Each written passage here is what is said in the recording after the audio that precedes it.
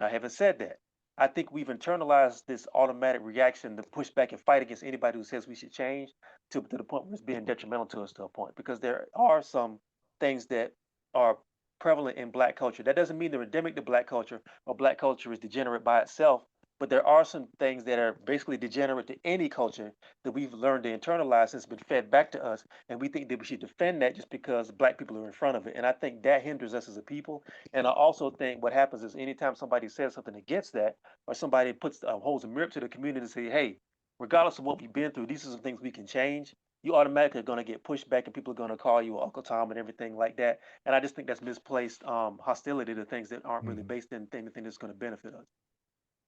Yeah, well, I mean, well, first off, let me read this to you, Dr. Cole. And by the way, I said terrain. Is it because of the E? Is it Yeah, terrain or Torin? it's torn like foreign. This is the way I tell people to remember it. My name is Okay. pronounced torn like foreign. So yeah, the E looks Okay, something like Torin. I rain or said whatever. it's the E. It came from English class. I'm thinking it's because of E, like Shane It's and all Pain it's and all good, Kane. brother. Okay, got you. When I go get coffee, I don't even say nothing no more. I know who you're talking about. Okay, cool. Got it. Got it. Yeah, yeah. I get called Dr. Boykins. I get called Bryce. All kinds of stuff. All right. So Dr. Cole, Yeah. check this out. So when it comes to SNAP benefits, I think that there's an interesting discussion to be had in terms of who's getting the benefits and all that.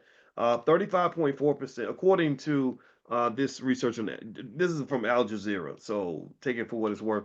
They said that 35% of SNAP benefits are non-Hispanic white, 25% are African American black, 15% are Hispanic, 3.9% are Asian, 1.3% are Native American, and 17% are unknown race and ethnicity in the data. I also believe that there's probably a large percentage that really are undocumented, that are not. I mean, I know I saw in Chicago a lot of people came in, nobody knew where they came from, and they were getting a lot of benefits. A lot of black folks in Chicago are mad about that. Do you Mhm. think that it's fundamentally just problematic in general that we think that if you are anti-SNAP, you must be anti-black because we associate blackness with SNAP, Poverty. blackness with welfare?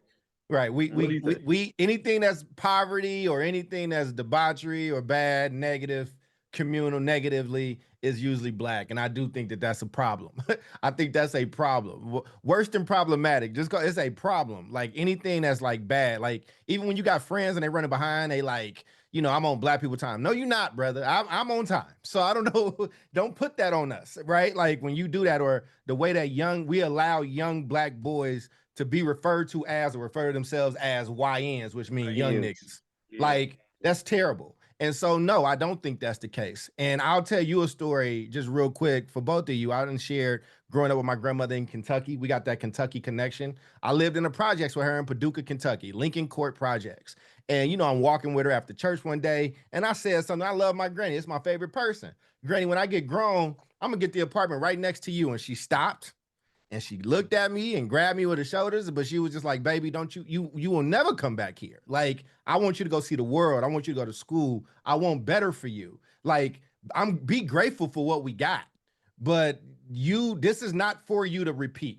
This is not a good place. I don't want you having to be here. And I don't think that there's anything wrong with that. I think if somebody loves you and they see you hurting yourself, they tell you that you hurting yourself. I think Mike Epps loves poor people. I think he loves black people as a whole. I think he had his struggles with drugs and being broke.